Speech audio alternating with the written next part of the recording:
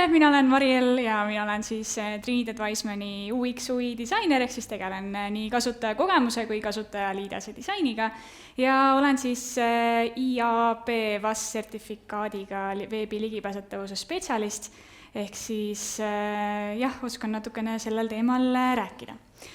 Olen umbes 8 aastat sellega tegelenud ja tõesti koolitanud Eestis sellel teemal sadu inimesi ja teinud, ma ütleksin, mitte võib-olla 100, aga umbes sinna kanti ka neid ligipääsetavuse auditeid. Täna räägime siis Euroopa ligipääsetavuse direktiivist, standarditest ja mis samme tegelikult teha selleks, et olla valmis aastaks 2025, et mis meil siis täpselt juhtub ja kuidas me selleks valmis saame olla. Kusjuures teeme ka koos ära mõned praktilised esimesed sammud, nii et võtke telefonid välja ja olge valmis skännima QR-koode, et näitan teile mõned olulised materjalid, siis, mis saate kohe endale alla laadida. Räägime siis ligipääsetavusest. Iga 4. eurooplane omab mingit erivajadust. Ja kui me võtame ainult siis pensioniealised inimesed, siis on seda juba pooled. Kusjuures oluline on rääkida sellest, et erivajadus ei pruugi olla siis püsiv, see võib olla ka ajutine, näiteks mingi teatud silmahaigus, mingisugune trauma, mingisugune ajutine kuulmislangus või midagi sellist. Ja tegelikult siin peitub tohutu potentsiaal, sest et täna ei pruugi sinu digikeskkond või toode või teenus olla siis ligipääsetav erivajadusega inimesele. Või siis tegelikult, kui me üldse vaatame, tegelikult sellist keskmist kasutajat ei olegi olemas. Me kõik oleme teatud viisil erinevad, meil on erinev taust, erinev haridus, erinevad oskused ja erinev kogemus elus ja me ei pruugi kõik olla võimelised ühtemoodi asjast aru saama ja asja kasutama. Kus see potentsiaal siis peitub? Tegelikult täna ei pruugi klient saada näiteks sinu veebipoes otsingut kasutada või üldse toodet ostukorvi lisada või valida soovitud pakiautomaati või kasutada sinu fantastilist veebiteenust või allkirjastada dokumenti või kas või esitada avaldust, kõik sellised asjad, mis tundub, et seda saab ju teha, ma proovisin ise, et hiirega sai võib-olla küll, aga teatud teistel meetoditel ei ole võimalik seda võib-olla kasutada. Veebi ligipääsetavus tähendab siis tegelikult kvaliteetsemat digikeskkonda ja kvaliteetsem digikeskkond annab su ärile turueelise. See suurendab su kliendibaasi, see parandab su lehe otsingu mootorites leidmist ja parandab siis loomulikult kliendi rahulolu. Ja mida rõõmsamad ja mida rohkem meil neid kliente on, seda rohkem ju tuleb ka ikkagi tulu. Lisaks on ligipääsetavus oluline osa kasutajakogemusest, ehk siis see viis, kuidas kasutaja saab seda keskkonda kasutada. Ja loomulikult ka võrdsemate võimaluste tagamine siin on ka suur märksõna siis ligipääsetavusel. Digikeskkonda peavad siis saama kasutada ka inimesed, kes näiteks ei näe ekraani, kes ei kuule, kes ei saa kasutada hiirt või kasutavad näiteks ekraanilugejat või häälkäsklusi. Samas ei tohi ka mõelda niimoodi, et ligipääsetavus on ainult pimedad inimesed, et siis me ka jookseme kiirelt rappa ja üritame kõike ainult, ekraanilugejale optimeerida, jättes siis teised erivajadused ja teised viisid, kuidas on mugav kasutada asja siis kõrvale. Nii, andke käega märku, kui palju inimesi siin esindavad avalikku sektorit. Mõned ikka on, väga hea. Siis avalikule sektorile on asi juba ammu teada, et ilmselgelt olete sellest kindlasti kuulnud, et aastast 2019 juba kehtib siis avaliku sektori jaoks siis avaliku teabe seadus, kuhu on siis üle võetud Euroopa Liidu direktiivist siis need ligipääsetavuse nõuded. Ehk siis tegelikult avaliku sektori veebikeskkonnad ja mobiilirakendused peavad juba väga palju aastaid olema vastanud siis nendele ligipääsetavuse nõuetele. Praktikas see kahjuks nii ei ole, nagu me teame ise, tehes neid seireid ja auditeid, et siis kahjuks ta nii ei ole, aga täna siis teeme jällegi mõned sammud ära, et sinna jõuda. Kui paljud siin esindavad erasektorit? Andke käega märku. Aitäh, väga hea. Et siis erasektorile on praegu veel nii-öelda aasta aega, kuni siis need nõuded hakkavad kehtima. Et 28. juunist 2025 hakkab siis kehtima Euroopa Liidu direktiiv, see on teise numbriga, ei ole päris sama asi, ja siis see on siis üle võetud toodete ja teenuste ligipääsetavuse seadusesse ja osalt ka siis meediateenuste ja natuke teistesse seadustesse ka. Ehk siis jällegi seda toodet või teenust peab esitama ligipääsetaval moel. Ehk siis sellele teenuse andjale on nagu pandud see kohustus, et ta peab teenust andma siis edasi ligipääsetaval kujul.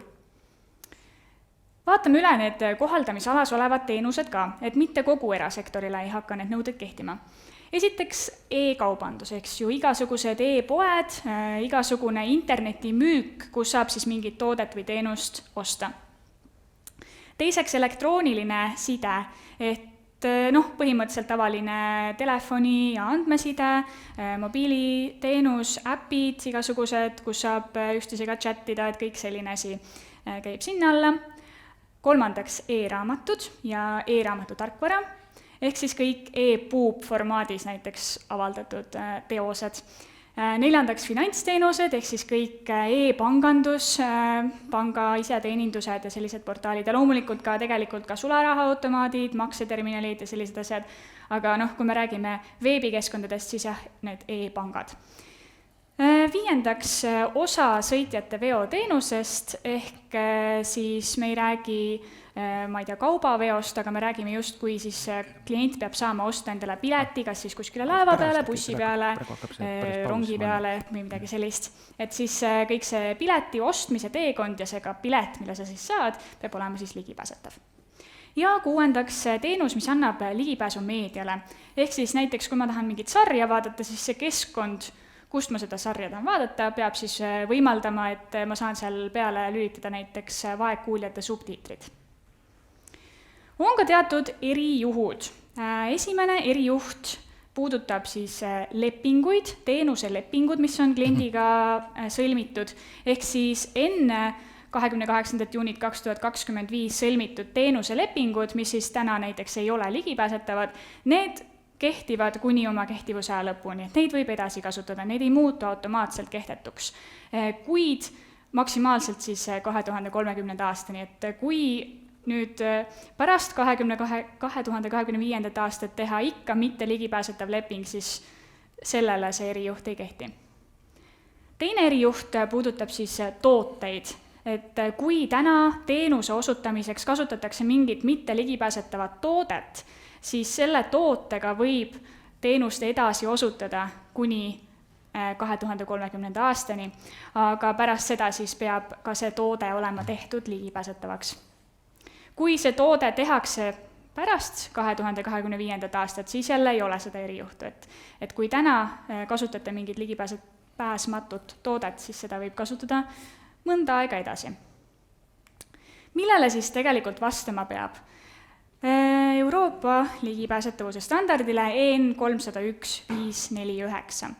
Et selle järgimine siis muutub kohustuslikuks eelnimetatud veebilehtedele, mobiilirakendustele ja ka digidokumentidele, näiteks ka PDF-id, mida saab alla laadida veebilehelt, peavad samuti olema ligipääsetavad. Antud standard on aga tegelikult täna uuendamisel ja uus versioon avaldatakse alles 2026. aastal. Et siin natukene on selline ebakõla, et nagu standard hakkab kehtima 2025, aga uus standard tuleb välja 2026. Aga need uuendused ei tohiks olla väga suured, et lisatakse kindlasti paremaid selgitusi, paremaid näiteid ja abistavaid tekste, aga üldiselt see standard ei tohiks nagu väga palju muutuda, et selles mõttes täna tuleks ikkagi aluseks võtta seesama EN 301-549.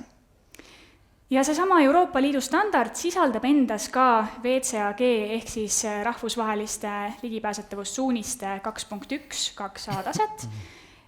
Kuigi täna on välja tulnud juba uus versioon, et eelmise aasta oktoobris tuli siis välja WCAG 2.2, kus on mõned uued nõuded, siis täna ikkagi see standard sisaldab just seda versiooni 2.1. See tähendab seda, et kui täna hakata veebilehte parandama või siis uuendusi planeerima, siis ma soovitan ikkagi võtta aluseks ka selle WCAG 2.2, sest et standard on uuendamisel ja kui uus Euroopa Liidu standard tuleb välja, et võib-olla on seal ikkagi need uued nõuded ka juba sisse võetud. Aga jah, seda kõike siis tulevikukindluse mõttes, et üldiselt ei ole karta seda, et sa teed lehe ligipääsetavaks, siis järsku see muutub mitte ligipääsetavaks, kuhu standard välja tuleb. Nii palju siis standarditest. Nüüd vaatame kõige olulisemat osa ehk siis praktilised sammud selleks, et valmistuda selleks 2025. aastaks. Esiteks ma tahan rõhutada seda, et ligipääsetavus on iga tiimiliikme kohustus ja seda peab tõesti tegema esimesest päevast alates. Et täna on paraku see, et jäetakse see kuidagi järelmõtteks või jäetakse nagu viimasesse sammu, et küll me testime siis, kui kogu asi nagu valmis on, et paraku siis need kulutused on ikka väga palju suuremad kui siis, kui algusest peale ligipääsetavuse nõudeid arvestada. Mida siis iga tiimiliige peab tegema? Disainer peab vaatama esiteks loomulikult, et tagatud oleks kõrge värvikontrastsus. Nii siis tekstide puhul, kui ka igasuguste graafikute puhul, igasuguste ikoonide puhul, mille peale saab vajutada ja kõik muu selline. Lisaks peab vaatama disainer, et klikitav ala oleks piisavalt suur, et ka inimene, kellel on võib-olla suuremad näpud, suuremad pöidlad, ja saaks oma väikese nutitelefoni peal neid asju vajutada. Ja kui me räägime nutikelladest, siis veel eriti, et see klikitav ala on suur probleem tihti. Kolmandaks peab disainer vaatama, et fookusstiilid oleksid ilusad ja silmapaistvad. Et teinekord tahab disainer nagu ära peita selle fookusstiili, et oleks ilusam, aga ma ütleksin, et siin ikkagi disainer peab disainima ilusa fookusstiili, et see peab olema nähtav, see peab olema selge ja kasutaja peab siis alati nägema, kus tema fookus lehe peal on. Et see on ülioluline just inimestele, kes liiguvad lehel klaviatuuri abil, et nad ei liiguta hiirt, et millegi peale vajutada, vaid liiguvad klaviatuuriga ja tema jaoks on ülioluline, et ta näeks kogu aeg, kus tema see fookus liigub. Ja kui see on nähtamatu, siis lihtsalt on leht ligipääsmatu. Arendaja peab silmas pidama siis just sedasama klaviatuuri tuge, et kõik elemendid oleksid klaviatuuriga siis vajutatavad ja kasutatavad. Lisaks igasugune info ja seosed, et see on hästi oluline tugitehnoloogiatele, mainisin siin ekraanilugejat, samuti häälkäsklused, samuti igasugused lülitid ja sensorid, mida võib kasutaja kasutada, et see info ja seosed koodis, et millega tegemist on, oleks ka tugitehnoloogiale kättesaadav. Ja samuti, kui arendaja ise näiteks ehitab mingi oma elemendi, mingi oma komponendi, mitte ei kasuta sellist semantilist korrektset HTML-i, mida tihti tehakse, et siis igasuguste elementide nimi, roll, väärtus, mis olekust on, et kõik see peab ka olema koodis olemas. Et tihti veebileht näeb välja täiesti okei, hiirega kõik töötab, visuaalselt tundub, et on okei, aga tegelikult, kui sa proovid seda kasutada nüüd mingisuguse tugitehnoloogiaga või zoomid sisse lehe, siis on kõik täiesti katki, et sellised asjad tuleb meeles pidada. Samuti tegelikult peaks arendaja tegema kas või esmase kõige lihtsama kontrolli ära tugitehnoloogiatega või kas või klaviatuuriga lihtsalt, et ennem kui see töö läheb siis testija kätte, et ta vaataks selle natukene üle. Aga testija samamoodi, et lisaks funktsionaalsuste testimistele tuleb siis üle vaadata asjad ka tugitehnoloogiatega. Näiteks seesama häälkäsklused ja klaviatuur.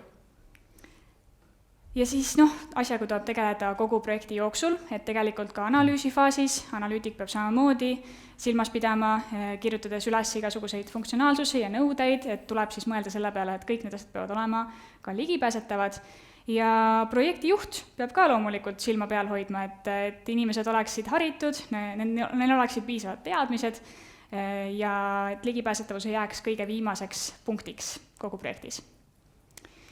Mis on siis esimene samm, kui hakkad üldse tellima mingisugust IT-teenust, siis hankesse tuleb õiged nõuded kirja panna.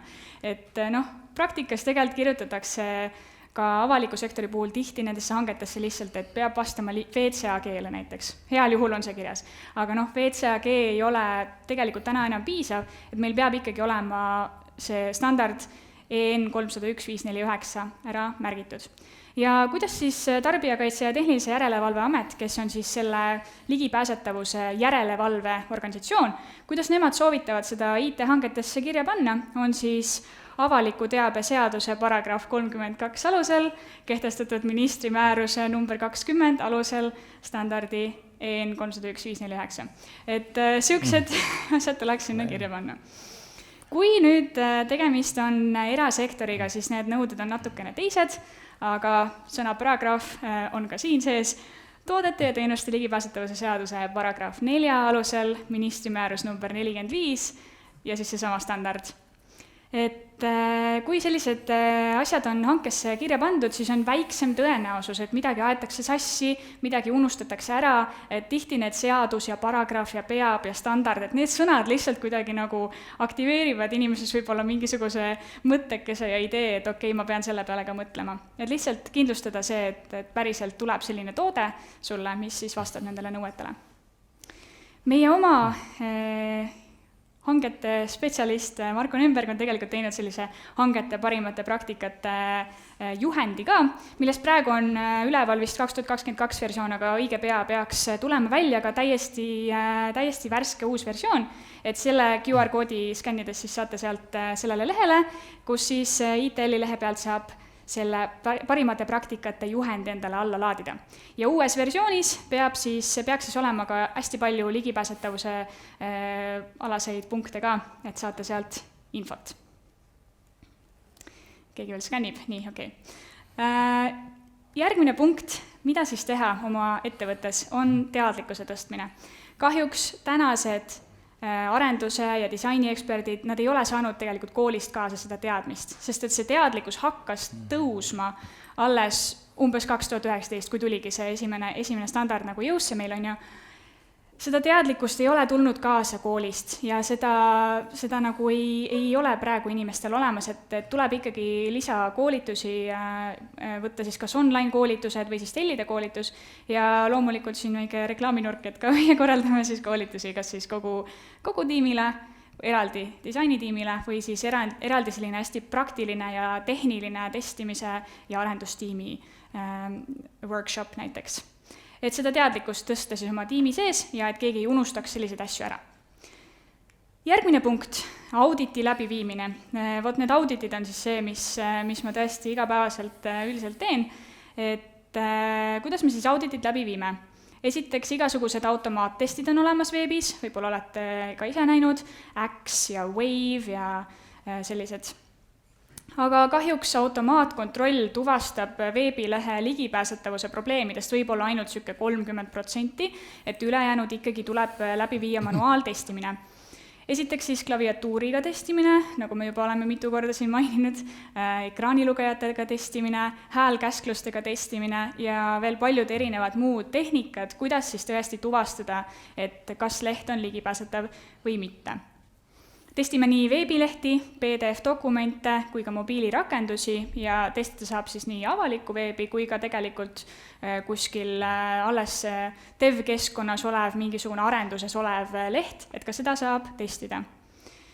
Leitud puudujäägid pannakse siis raportisse ja raportis me võime siis näiteks ka prioritiseerida need ära, panna tähtsuse järjekorda, et sa saaksid alustada ikkagi äriliselt kõige olulisematest probleemidest ja anname tegelikult juurde ka siis lahendusettepanekud või sellised soovitused, kuidas seda teatud probleemi lahendada.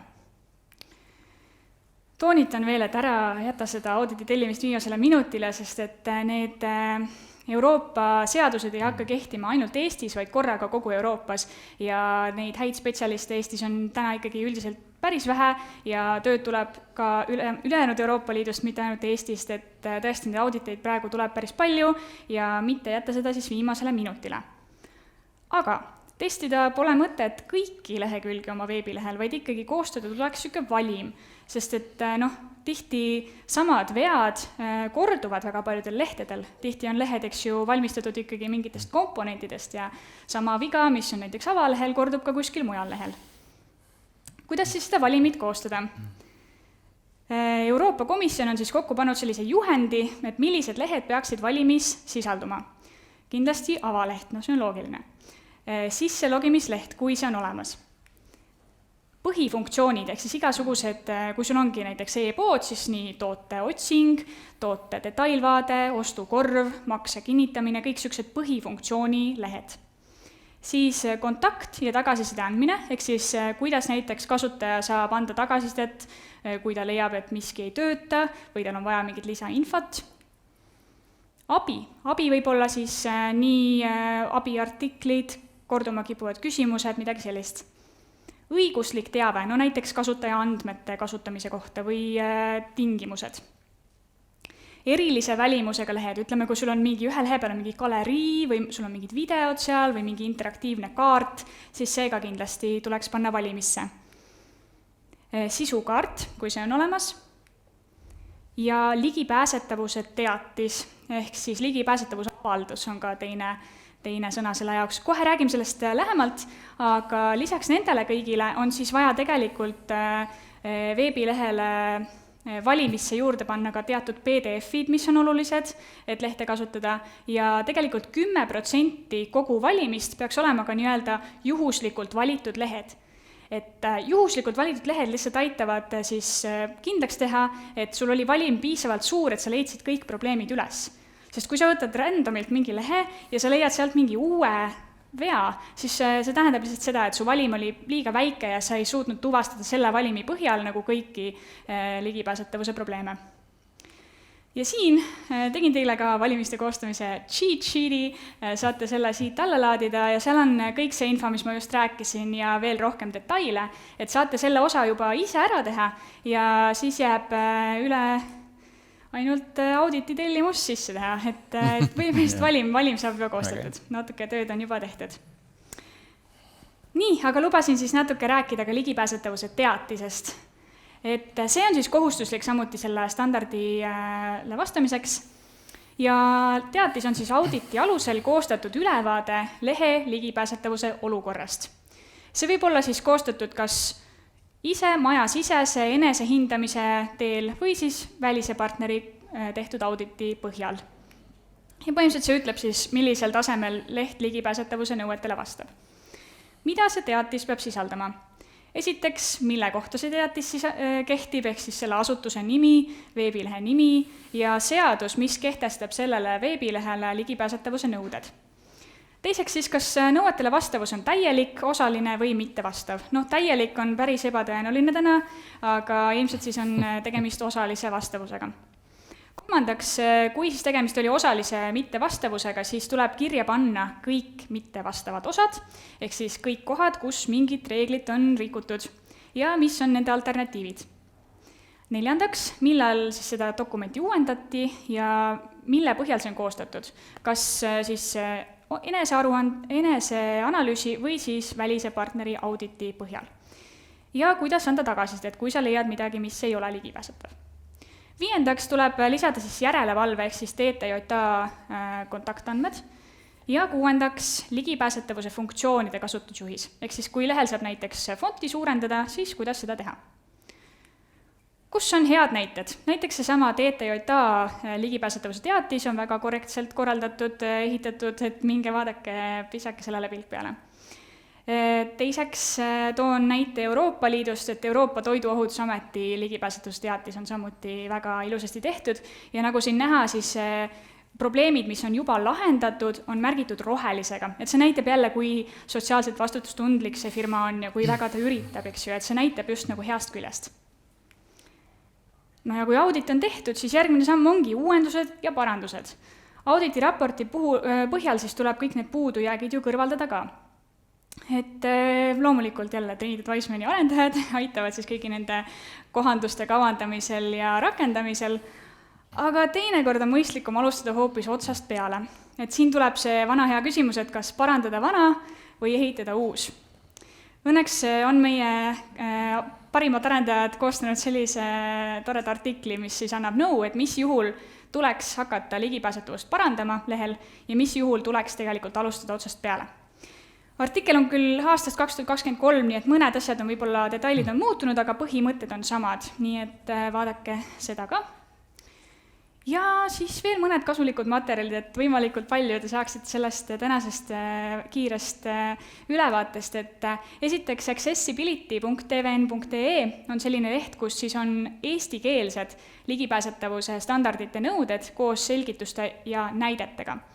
et täna ju tegelikult see Euroopa Liidu standard ei ole eesti keelde tõlgitud ja ka uued versioonid WCAG-st ei ole eesti keelde tõlgitud, et siis siin lehel olen selle töö ära teinud ja natukene üritanud selgitada neid nõudeid. Et see standard ise on päris raskesti loetav, et see on natukene inimkeelsem.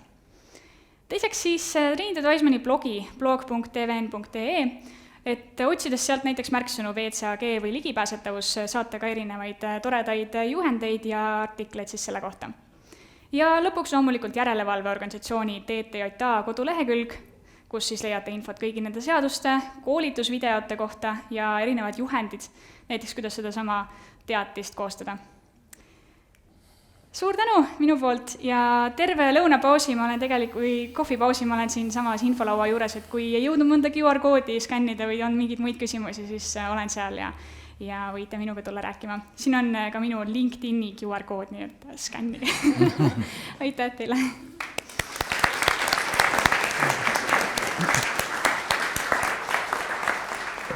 Aitäh, Mariel! Väga hea ettekanne. Et kas sa oskad tuua mõnda näidet, ütleme mõnest sellisest päringust, et mis läheb sinna kategooriasse nagu halb ligipääsetavuse auditi tellimine? Et kuidas mitte teha? No kõige kehvem on võib-olla siis, kui eelarve on hästi väike ja soovitakse kogu lehele, kõikidele alamlehtedele auditit ja soovitakse näiteks lisaks probleemide väljatoomisele ka nende prioriseerimist ja pilte kõigist probleemidest ja parandusettepanekuid ja põhimõtteliselt tehke leht korda ka veel lisaks. Et siis lihtsalt me peame nii palju kiirustama, et ilmselt ei tule sealt tegelikult kõik probleemid välja. Et see põhimõtteliselt valim on näiteks jäetud tegemata. Ja teiseks siis, kui on näiteks soovitud ainult WCAG 2.1 analüüsi, et see ju tegelikult ei taga tänastele nõuetele vastavust, et eks me siis teeme 2.1-le, aga tegelikult peaks ju selle Euroopa standardile ikkagi vastavust kontrollima. Nii, ja kas saalist on küsimusi? Käed püsti, et võite täitsa julged olla. Tõesti ei ole jälle mitte ühtegi küsimust. Üks küsimus tekkis. Üks tuli. Aitäh, väga äge esitus.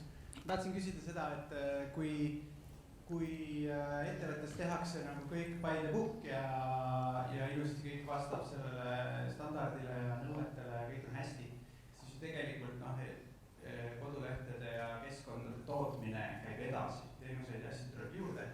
Kuidas tulevikus peab edasi toimetama, et me nüüd tegime mingi uue teenuse ja kas tuleb hakata kuhugi seda raporteerima, näe, meil on selline asi, vaadake, kas see nüüd on õigesti tehtud või see käib?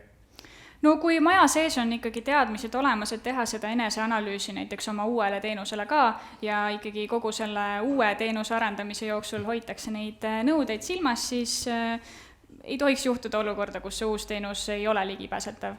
Et see ligipääsetavuse avaldus näiteks veebilehel ikkagi kehtib kogu selle lehe kohta, aga seal on see uuendamise kuupäev, eks ju, et kui näiteks pärast mingit kuupäeva tuli see mingi uus osa näiteks juurde veebilehele, et siis nagu justkui eeldatakse, et see on ka ligipääsetav. Et või siis täiendada seda avaldust, et kirjutada sinna juurde, et see kahjuks veel ei vasta millelegi. Nii, ja siit tuleb kohe järgmine küsimus. Teine oluline küsimus, et mis juhtub, kui ei tee seda? Mis need karistused on?